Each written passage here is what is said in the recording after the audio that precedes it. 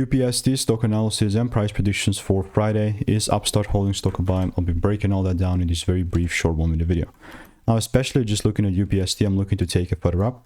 And having done well over 44,000 videos and 5 years of experience, I've seen what's working for me and what's not now.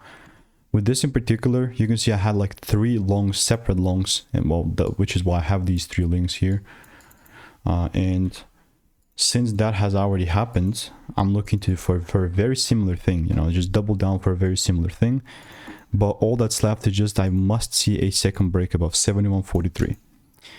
We're close to that, you know, pre-market is 69.87, but still, unless I see a proper double break and a shift, I'm not gonna be buying. And a lot of people will come here and overcomplicate this, which really does not have to be. I mean, I do have like around 4 results here as well in the Discord, so there's really like not lack of coverage.